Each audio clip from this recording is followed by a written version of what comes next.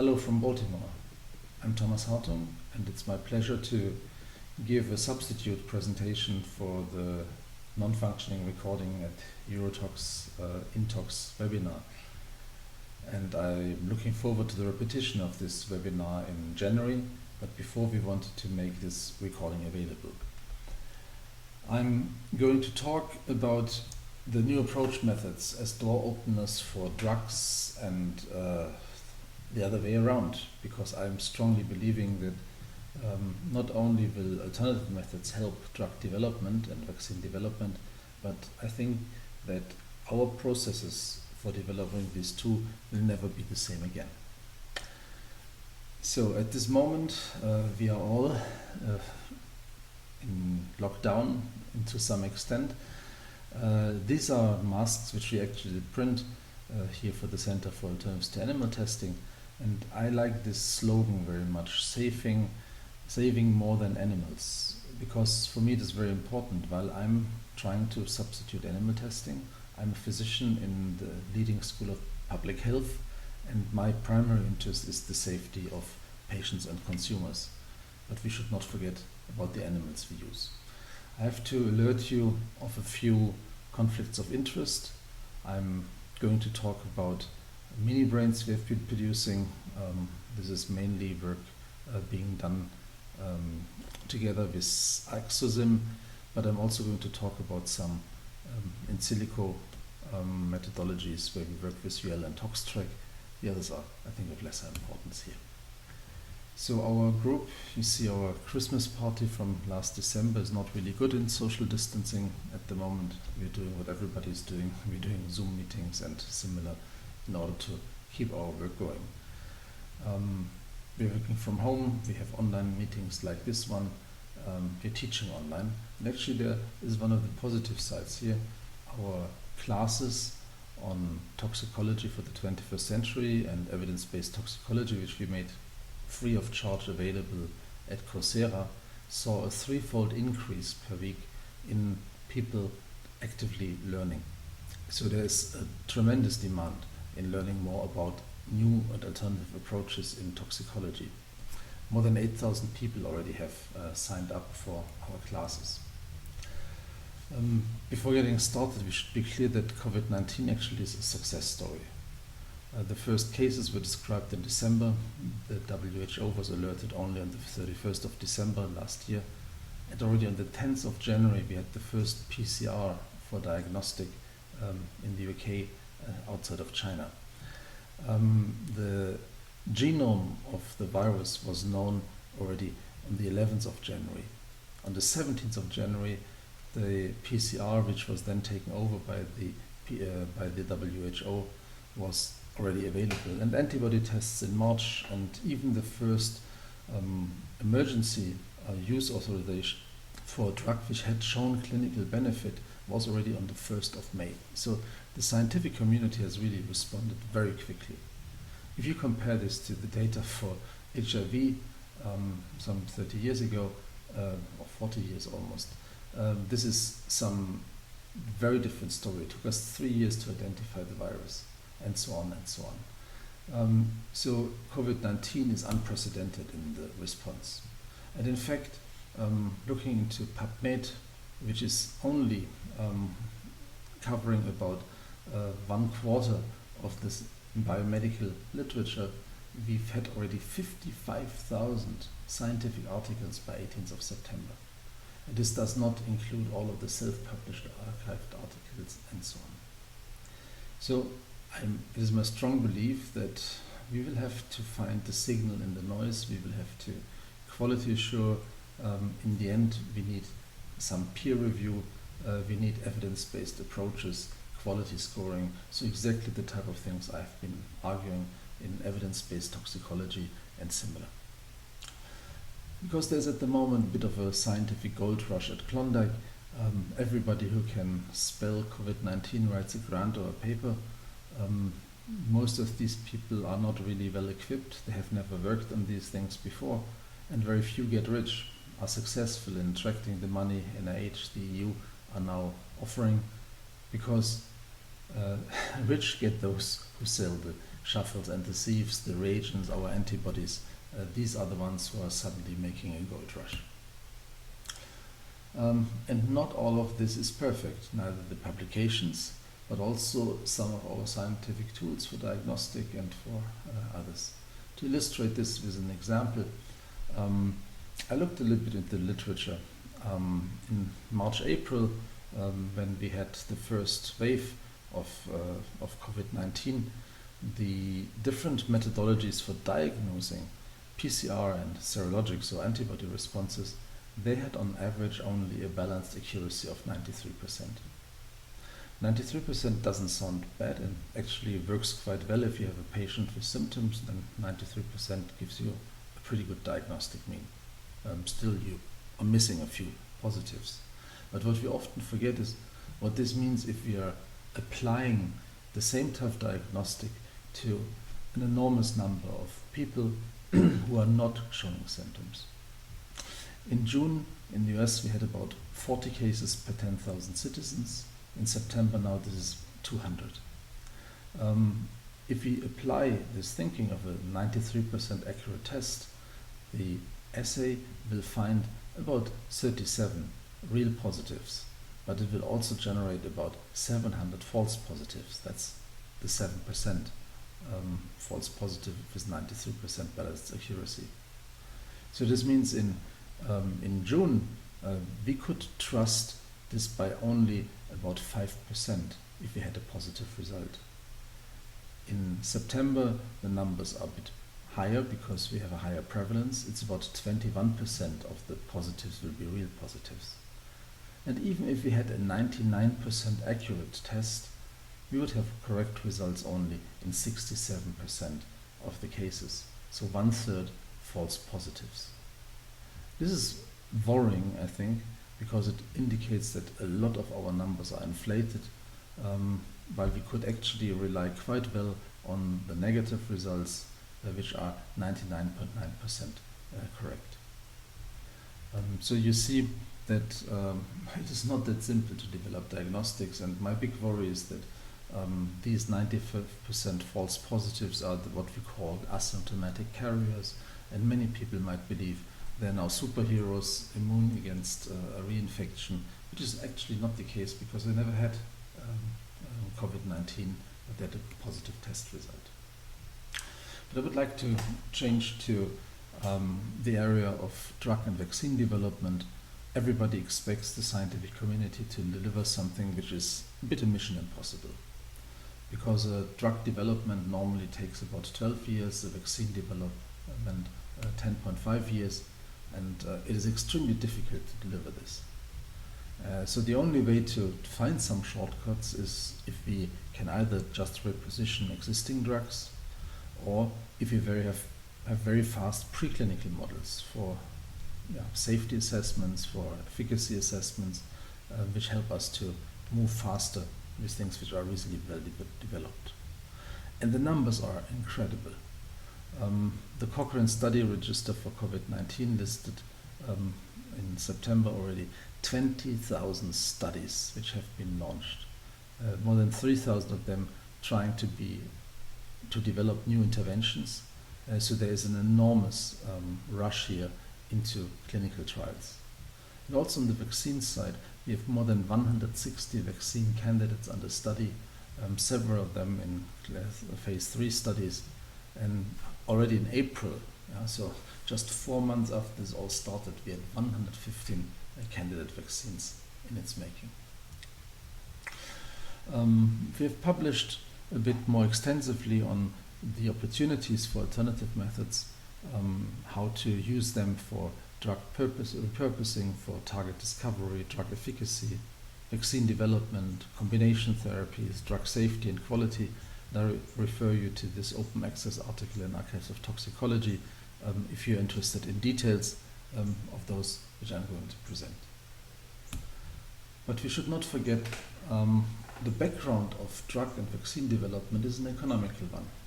And I've been stressing this over the years. This is an article from 2018, which shows you that animal testing and its alternatives, the most important omics is economics.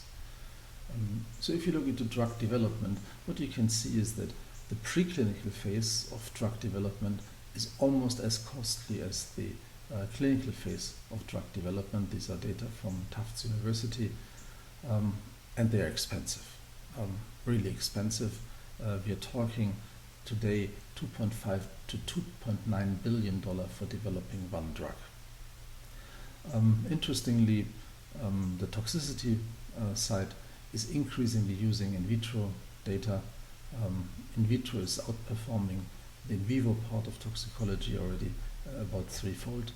And a lot of this is due to the fact that the companies want to learn earlier, that they do not fail in toxicology just when the clinical trials are on the way. And we also still have this enormous failure rate, attrition rate. About 95% of what is going to human trials is failing.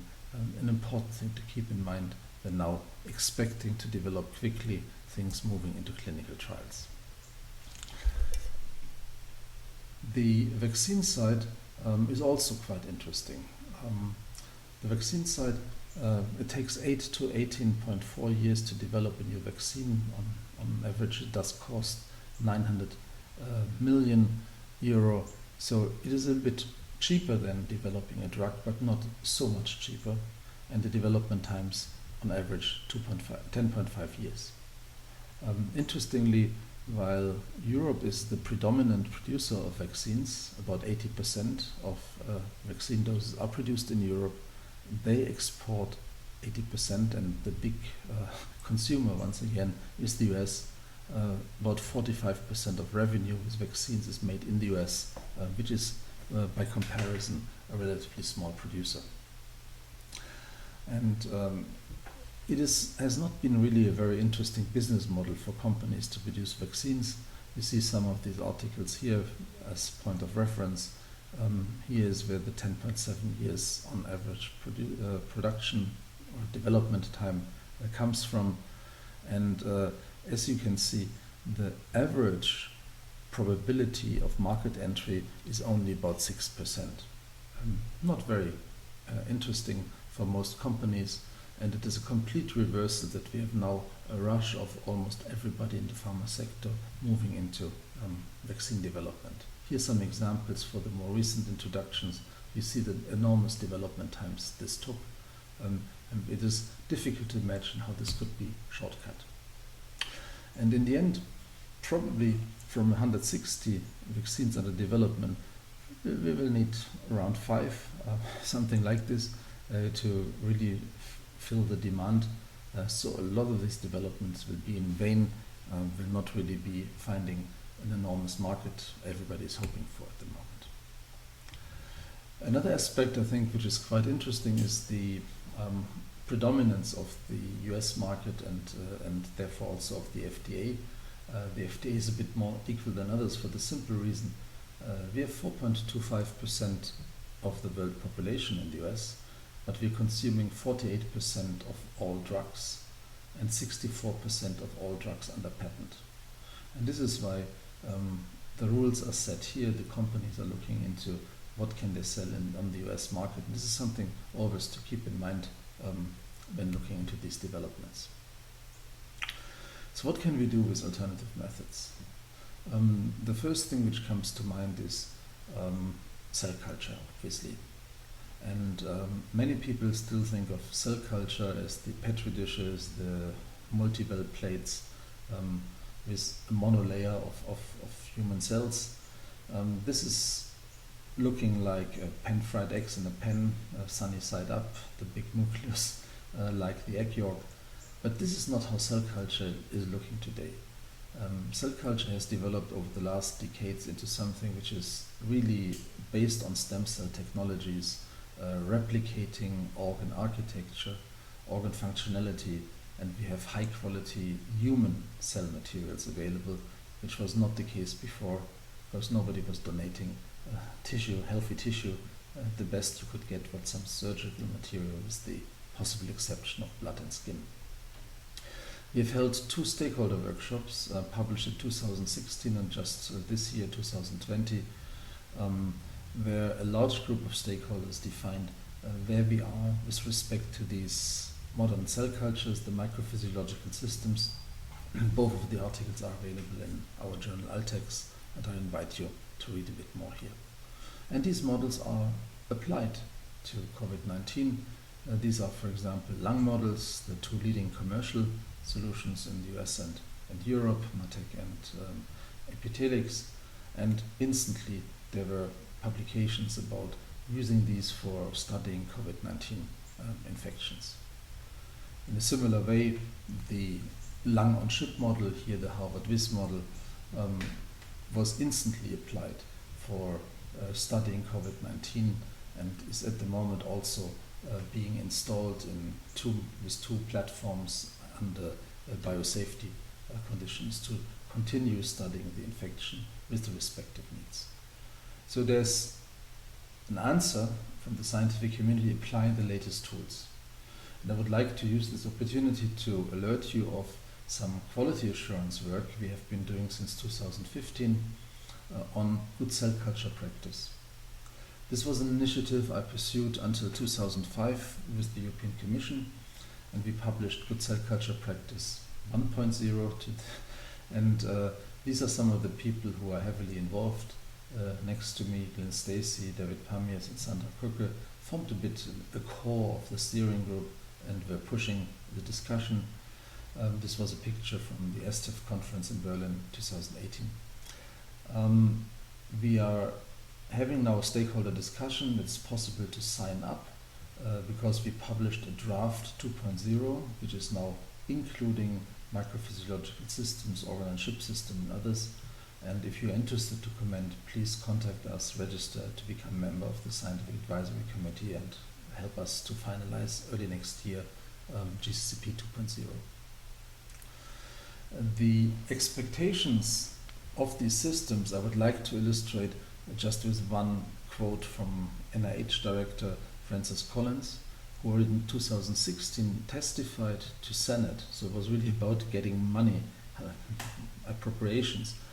He said, showing one of these tissue chips models, I predict that 10 years from now, safety testing for newly developed drugs, as well as the assessment of the potential toxicity of numerous environmental exposures, will be largely carried out using human biochips, and will mostly replace animal testing for drug toxicity and environmental sensing, giving results that are more accurate at lower cost and with higher throughput.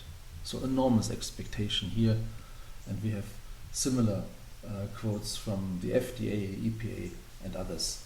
By the way, the US EPA announced to move out of animal testing by 2035 only in September 1 year ago.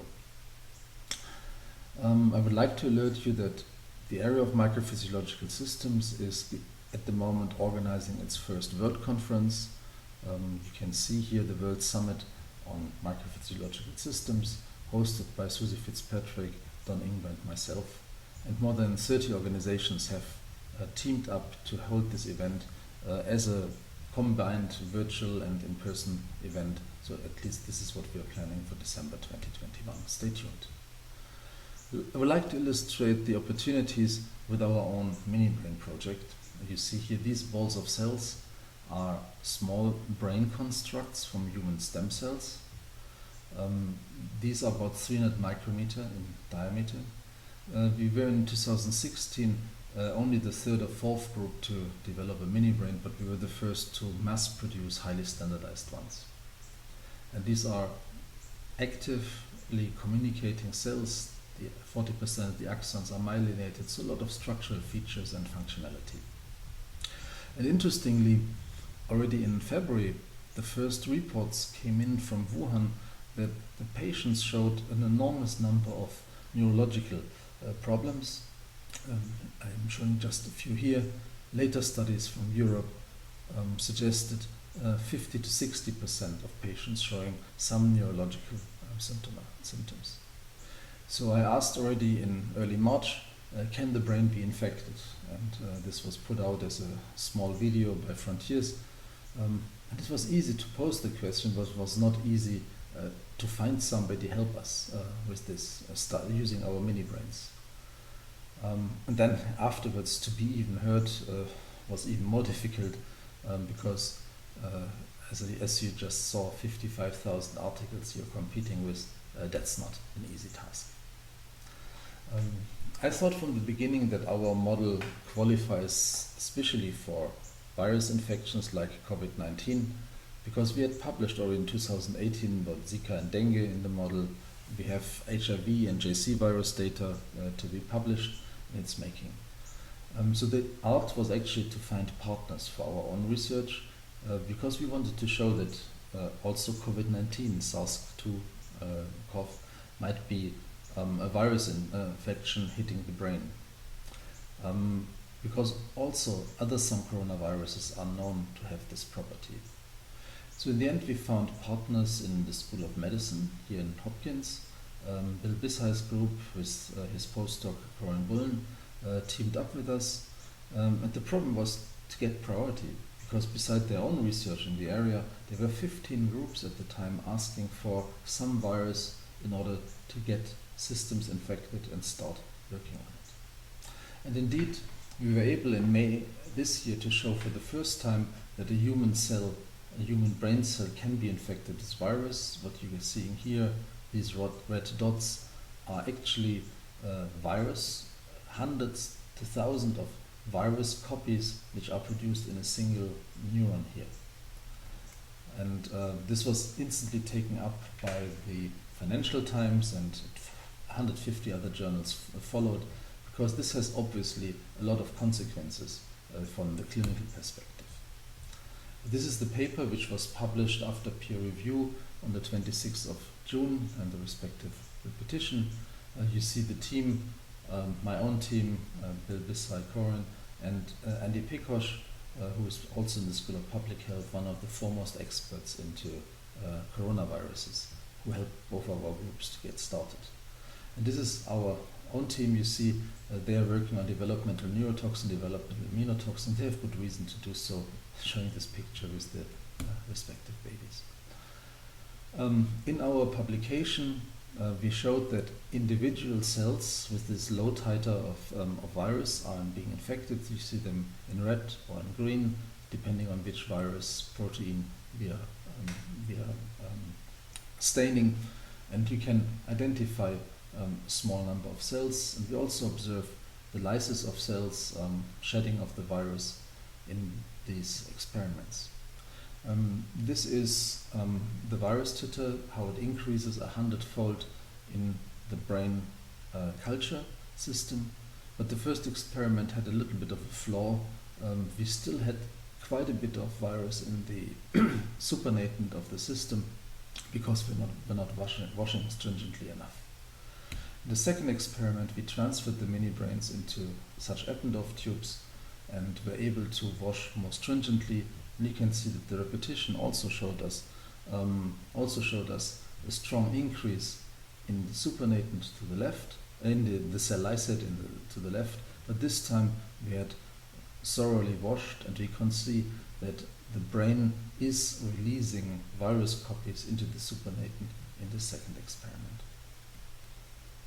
So, as a short summary of our results, the virus hits the brain, and it can do so because we found the angiotensin converting enzyme receptor 2 in all stages of the mini-brain, starting with neuronal precursor cells. We found some neural cells infected. The replication we also confirmed by PCR, and we have indications that this is a propagating infection hitting other cells in some unpublished results. It's just the first step. You see the mini-brain again and a few infected cells in it, but we don't know still which cells are affected. It seems to be neurons, but we don't know which one, which will help us with current work to identify these cells, to understand what is the pathology to be expected. We have no idea what the role of a blood-brain barrier would be to protect from this, because the blood-brain barrier was not in our model. But there's some indication that the virus can infect the endothelial cells of the blood-brain barrier, at least, and cytokine storms, so severe inflammatory conditions, make this breakdown anyway. And it is unclear whether the early embryonic blood-brain barrier is actually protective, and whether this could actually derail neurodevelopment. I think that our model, which is a developmental model and also used for developmental neurotoxicity, would actually be a very promising model for studying COVID-19 possible impacts on neurodevelopment. And another very worrying aspect is if an infection can settle in the brain, we typically don't get rid of it anymore.